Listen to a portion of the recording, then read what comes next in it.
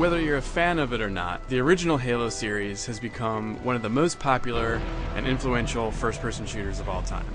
It's spawned a rich universe that can be the setup for any number of stories or gameplay types. Case in point, Halo Wars. It may be a bit weird to think about a Halo real-time strategy game that doesn't star the Master Chief, but that's exactly what this is. Halo Wars is set 20 years before the events of Halo Combat Evolved, and the story revolves around the crew of the Spirit of Fire. They've been sent in to investigate Covenant activity on the planet Harvest. Die-hard fans might remember this location from the book Contact Harvest.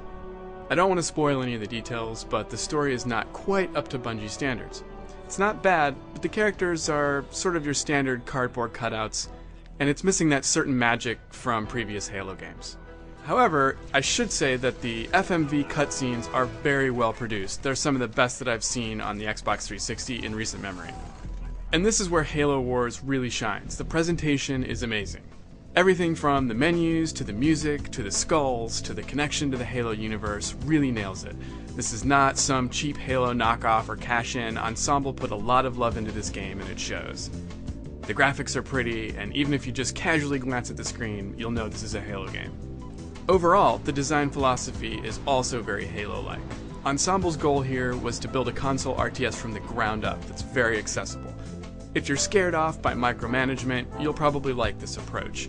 Everything is simple and easy to use, most commands can be issued with 2 clicks, and there's a Mass Effect-like radial menu that streamlines everything. But it's a trade-off, because you can't do things that you might do in other RTSs. You can't really modify the behavior of your units, and squad creation is somewhat limited. Also, all the missions are short bursts with clear objectives, and I found the training wheels never really come off in Halo Wars. But that's not a huge deal, because this game is not trying to be Age of Empires. However, I would have liked a little bit more freedom in how I handled missions. Nice. That's not to say that there isn't depth to the gameplay. Since all of your structures are tethered to your main base, you have to really pick and choose what you build. You only have so much space, so you constantly need to balance your supply pads, your reactors that increase your tech levels, and even your unit factories. Also, different commanders give you different bonuses in multiplayer, and you can capture enemy locations to build more bases. Finally, you can play the entire campaign cooperatively with a friend, and this further affects resource management because you can trade with each other. As for the units, they're fun to command and fairly well balanced. Spartans may be a little bit too strong, but hey, they're super soldiers, so they're supposed to be strong, right?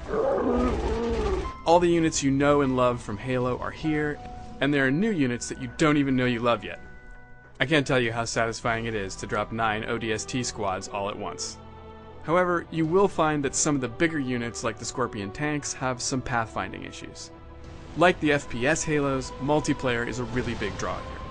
Although you only play as UNSC during the campaign, the Covenant is fully playable in multiplayer. Sorry Flood fans, assuming there are any, they're in the game but you can't control them. Multiplayer is a little more open than campaign, since it's all about building up and taking out your enemy however you see fit. There's even a deathmatch mode that starts everyone with high resources if you don't want to build up. There are maps for 1-on-1, 2-on-2, and 3-on-3, and they're very solid. True to Halo, there's full online matchmaking, a party system, and a slick interface. We couldn't really test out the matchmaking fully, since that requires a large number of people to be online with the game, but everything else works smoothly. When compared with traditional RTSs, Halo Wars doesn't really bring many new features to the genre.